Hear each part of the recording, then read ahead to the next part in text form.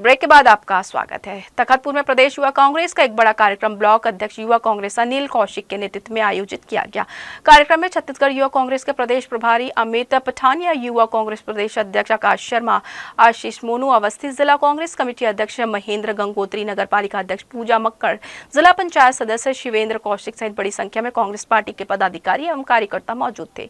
कार्यक्रम को संबोधित करते हुए प्रदेश प्रभारी अमित पठानिया ने कार्यकर्ताओं में जोश भरते हुए कहा कि अब कांग्रेस को वर्ष 2028 को लक्ष्य मानकर पूरी ताकत से तैयारी करनी होगी। उन्होंने कहा कि मेहनती और निष्ठावान कार्यकर्ताओं को संगठन में आगे बढ़ाया जाएगा और उन्हें जिम्मेदारियां दी जाएगी।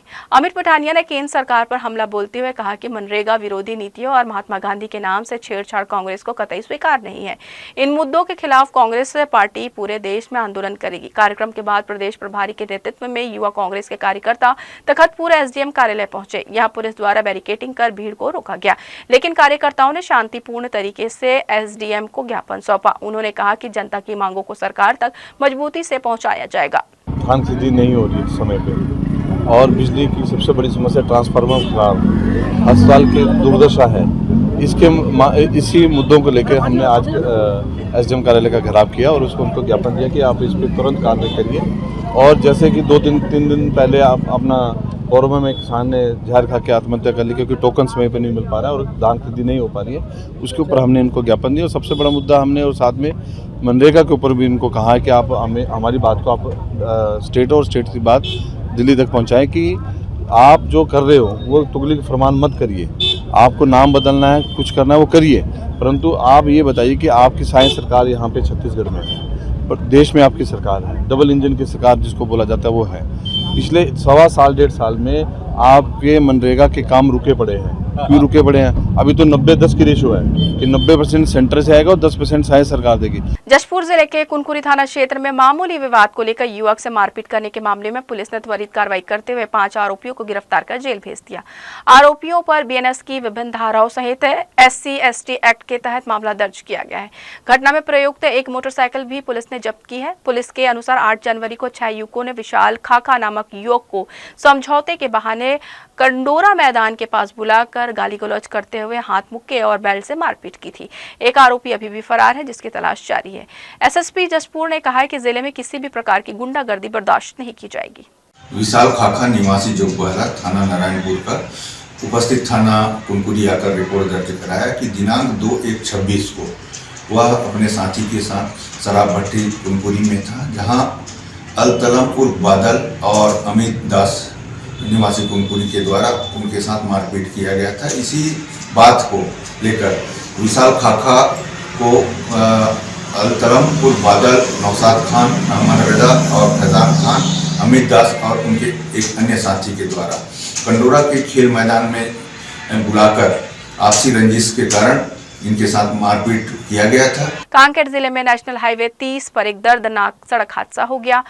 कुलगांव के पास तेज रफ्तार से जारी एक क्रूजर वाहन अचानक अनियंत्रित होकर सड़क किनारे पलट गई। इस भीषण हादसे में वाहन सवार 2 लोगों की मौके पर ही मौत हो गई, जबकि 6 से अधिक लोग गंभीर रूप से घायल हो गए हैं।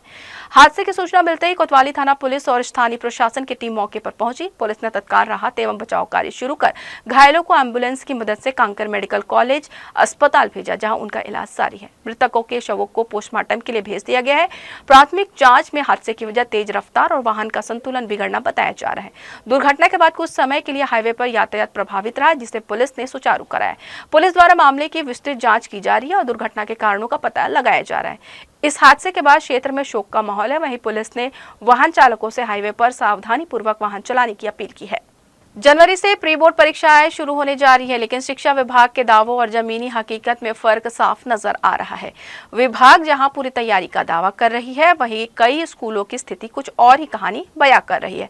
जिला शिक्षा अधिकारी विजय टांडे ने बताया कि जिले के सभी शासकीय और निजी स्कूलों में 10वीं और 12वीं कक्षाओं का पाठ्यक्रम 10 दिसंबर तक पूरा करा लिया गया है। उन्होंने कहा है कि विद्यार्थियों का लगातार रिवीजन कराया जा रहा है ताकि वे बोर्ड परीक्षा के लिए पूरी तरह तैयार हो सके। इसी उद्देश्य से 15 जनवरी से प्री बोर्ड परीक्षाओं का आयोजन किया जा रहा है, जिससे छात्रों को वास्तविक परीक्षा का अनुभव मिल सके। हालांकि जमीनी स्तर पर हालात अलग नजर आ रहे हैं। कई विद्यालयों में अब तक पाठ्यक्रम पूरी तरह समाप्त नहीं हो पाया है और कुछ जगहों पर अभी भी नियमित पढ़ाई जारी है।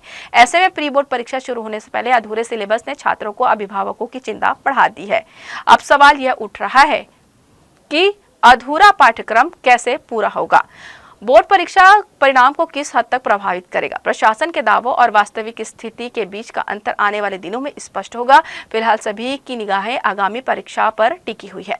ये ऐसा कहना उचित नहीं है कि बोर्ड एग्जाम में जो है, खासकर आप 10th और 12th की बात कर रहे हैं, इनका जो है हमने टारगेट दिया था 20 मार्च तक के कोर्स पूरा हो जाए। चूँकि हाफ ईयरली एग्ज़ाम थोड़ा विलम्ब हुआ है, जो नवंबर लास्ट वीक में होना था वो हमारा जो है 2nd वीक दिसंबर से शुरू हुआ। तो उसको बाकी समय तो वही है, उधर पहले पढ़ा लिए, जिसमें परीक्षा होनी थी उस समय उन्होंने पढ़ा लिया, इधर जो है परीक्षा ले लिए, तो उससे प्रभावित नहीं हुआ है। और 20 दिसंबर तक विशेषकर बोर्ड की जो कक्षाएं हैं उन पर कोर्स पूरा कर लिया गया है। और अभी भी हमारा जो है, हम तो ये मान के चल रहे हैं कि हमारे सभी स्कूलों में 10वीं और 12वीं में रिवीजन का काम हो रहा है, और रिवीजन जैसे ही होता है होगा भी हो। और कल से हमारा 15 जनवरी से परीक्षा शुरू है प्री बोर्ड का जो है, और इसके लिए डायरेक्टर साहब भी बोले थे कि 15 जनवरी तक ले लेना है, लेकिन हमने अपनी समस्या बताया तो राजी भी हो गए सर। जो बोले कि ठीक है 15 जनवरी से शुरू कर लो, क्योंकि इस बीच में 1 जनवरी से लेकर 20 जनवरी तक प्रायोगिक की परीक्षा भी हो रही है। तो लगभग आज तक का सभी अपने ज़िले में जितने विद्यालय हैं वहाँ पर परीक्षा प्रैक्टिकल की हो गई है। 1-2 बच्चे होंगे, वो भी 1-2 रोज में हो जाएंगे, पूरा हो जाएंगे। छत्तीसगढ़ माध्यमिक शिक्षा मंडल से संबंध सभी सरकारी और निजी स्कूलों में कक्षा 5वीं और 8वीं की वार्षिक परीक्षा मार्च माह में एक साथ आयोजित की जाएगी। बोर्ड परीक्षा में जिन विद्यार्थियों का प्रदर्शन अपेक्षा के अनुरूप नहीं रहेगा, उसके लिए विशेष सुधारात्मक व्यवस्था की गई है। जानकारी के अनुसार 5वीं और 8वीं बोर्ड परीक्षा में यदि किसी छात्र के 33% से कम अंक आते हैं तो उसे फेल नहीं किया जाएगा। ऐसे छात्रों को पहले सुधारात्मक कक्षाओं में शामिल किया जाएगा ताकि उनकी शैक्षणिक कमजोरी दूर की जा सके और वे दोबारा परीक्षा के लिए बेहतर तैयारी कर सके। सुधारात्मक कक्षाओं के बाद छात्रों की पूरक परीक्षा आयोजित की जाएगी। यह व्यवस्था शिक्षा का अधिकार अधिनियम के तहत की गई है, जिसका उद्देश्य बच्चों को फेल होने के भय से मुक्त रखते हुए उनको सीखने की क्षमता को मजबूत करता है। बोर्ड का मानना है कि इससे ड्रॉप आउट की समस्या भी कम होगी। शिक्षा विभाग ने स्कूल प्रबंधन और शिक्षकों को निर्देश दिया है कि कमजोर छात्रों की पहचान कर समय पर अतिरिक्त कक्षाएं लगाई जाए। साथ ही जिला स्तर पर निगरानी भी की जाए ताकि सुधारात्मक कक्षाओं और पूरक परीक्षा की प्रक्रिया प्रभावी ढंग से पूरी हो। नियम में बदलाव नहीं किए गए हैं, नियम वही है पहले से हैं, जिस पर हम सबको काम करना होता है। जो ई ग्रेड के बच्चे हैं उनको नवाचार के माध्यम से या अन्य माध्यम से उसको हम प्रयास करते हैं कि वो सीख जाएं और सीख करके कम से कम डी और सी को प्राप्त कर सकें, जिसको हम कहते हैं कि पासिंग मार्क, उस अंक को प्राप्त कर सकें। और वो करते हैं, ये तो सतत प्रक्रिया है, लगातार चलती रहती है और ये करते भी हैं शिक्षक जो हैं। अभी समय भी है, मार्च में इन लोगों की परीक्षा होनी है, तो 2 महीना है, तो 2 महीना में बहुत कुछ सुधार हो सकता है। नगर निगम के कर्ताधर्ताओं ने नगर निगम एक्ट को मां मौसी एक्ट बना रखा है। तभी तो MIC में सड़कों के डिवाइडर पर मंत्री और उनके समर्थकों के लगे विज्ञापन बोर्ड निगम प्रशासन और नगर निगम के मेयर इन काउंसिल को खुलेआम ठेंगा दिखा रहे हैं। मामला MIC में लिए गए सड़कों के डिवाइडर पोल पर लगाए गए विज्ञापन बोर्ड का है। आप खुद देखिए कैसे मंत्री और उनके समर्थकों के चौखटे वाले तस्वीरें के विज्ञापन बोर्ड तमाम नियम कायदों को ताक पर रखकर डिवाइडर पोल पर लगा दिए गए हैं।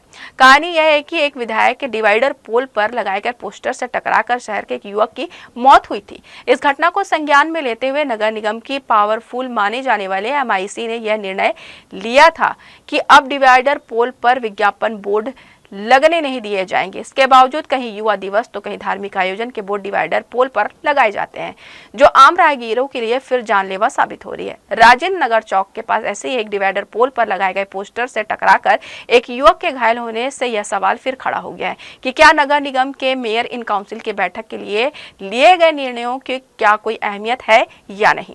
मुझे अच्छे से याद है, हमने कांग्रेस का एक कॉन्फ्रेंस कराए थे, तब आयुक्त महोदय से हमने परमिशन लेने गए थे। तब उन्होंने कहा था किसी भी कीमत पर किसी भी बड़े से बड़े व्यक्ति का पोल के ऊपर नहीं लगेगा। और हमने उनके शर्तों के आधार पर अपना कॉन्फ्रेंस किया था। लेकिन अभी मैं शहर में देख रहा हूँ कि पुनः वो पुराना ढर्रा आ गया कि ये के लिए न कानून दूसरा और सत्ता पक्ष में हो तो आप कुछ भी कर सकते हैं, ये अच्छी बात नहीं है। मकर संक्रांति के पावन पर्व पर बिलासपुर शहर में उत्साह और उमंग का अद्भुत नजारा देखने को मिला। खुले आसमान के नीचे सैकड़ों लोगों ने एक साथ पतंग उड़ाकर पर्व की खुशियां साझा की। रंग बिरंगी पतंगों से सजा आसमान शहर के लिए किसी उत्सव से कम नहीं दिखा।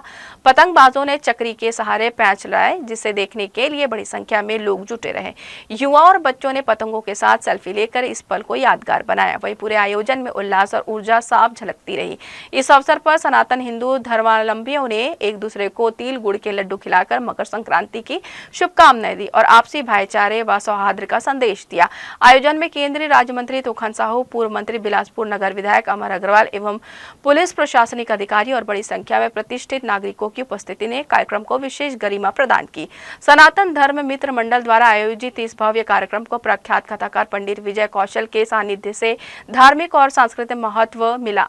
उत्तरायण होते सूर्य के साक्षी बने लोगों ने भारतीय संस्कृति, परंपरा और एकता के इस जीवंत उत्सव को पूरे हर्षोल्लास के साथ मनाया। अंचल वासियों के लिए बड़ी खबर है। 16 जनवरी को रीढ़ की हफ्ड़ी की बीमारी से ग्रसित मरीजों के लिए कुमार साहब स्वर्गीय दिलीप सिंह जुदेव शासकीय सुपर स्पेशलिटी हॉस्पिटल में निःशुल्क शिविर का आयोजन किया जा रहा है, जिसमें स्पाइन फाउंडेशन ऑफ इंडिया के प्रसिद्ध स्पाइन सर्जन डॉक्टर भोजराज पीड़ितों की सर्जरी करेंगे। इस शल्य क्रिया शिविर के मद्देनजर कलेक्टर संजय अग्रवाल के निर्देश पर सिम्स के अस्थि रोग विभाग द्वारा बुधवार और शनिवार को स्पाइन रोग से पीड़ित मरीजों के परीक्षण के बाद ऐसे 5 पीड़ितों का चयन किया गया जिससे स्पाइन सर्जरी की आवश्यकता है। इन चिन्हांकित पीड़ितों का सुपर स्पेशलिटी हॉस्पिटल में न्यूरो सर्जन से जाँच कराकर मरीजों को शल्य क्रिया के लिए भर्ती करने की प्रक्रिया को किया जा रहा है। ये निःशुल्क स्पाइन सर्जरी शिविर शहर और मेडिकल जगत के लिए बड़ी बात है कि यहाँ कलेक्टर संजय अग्रवाल की पहल से आयोजन किया जा रहा है, वो भी निःशुल्क। अब उन्हें सर्जरी के लिए महानगरों के दौड़ नहीं लगानी पड़ेगी, भारी भरकम खर्च भी वहन नहीं करना पड़ेगा।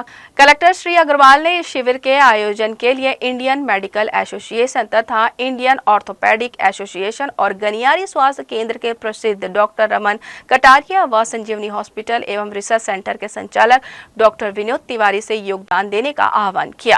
इसमें सुपर स्पेशलिटी हॉस्पिटल बिलासपुर में एक चूँकि बहुत ही अच्छा एक इंफ्रास्ट्रक्चर बना हुआ है, तो उस इंफ्रास्ट्रक्चर का किस तरह से बेहतर उपयोग हो इसके लिए यहाँ पे डॉक्टर भानु प्रताप सिंह वो और पूरी टीम उनकी, साथ में डॉक्टर रमन कटारिया यहाँ पे गनियारी जन स्वास्थ्य के डॉक्टर हैं, वो भी इस तरह के सर्विसेज में पूरी जी जान से लगे रहते हैं। तो उनके बड़े ही क्लोज के डॉक्टर हैं डॉक्टर भोजराज, बहुत ही प्रसिद्ध ये स्पाइन सर्जन हैं और इनकी एक सोसाइटी इन्होंने फॉर्म किया हुआ है और बहुत सौभाग्य की बात है कि वो यहाँ एक बार आ चुके हैं। उन्होंने हम लोगों ने कुछ पेशेंट को इसके लिए रखा हुआ था कि किनको स्पाइन की सर्जरी की ज़रूरत है। उन पेशेंट्स को उन्होंने देख करके किन किन पेशेंट्स को सर्जरी की ज़रूरत है वो उन्होंने आइडेंटिफाई किया हुआ है और अभी 16 जनवरी को वो डॉक्टर साहब यहाँ आ करके इन पेशेंट्स का जो भी सर्जरी योग्य पेशेंट है उनका वो ऑपरेशन करेंगे। तो यह थी इस बुलेटिन के तमाम खबरें। देश विदेश की खबरों के लिए बने रहिए जी न्यूज़ के साथ। मुलाकात होगी अगले बुलेटिन में, तब तक दीजिए प्रेरणा को इजाजत। नमस्कार।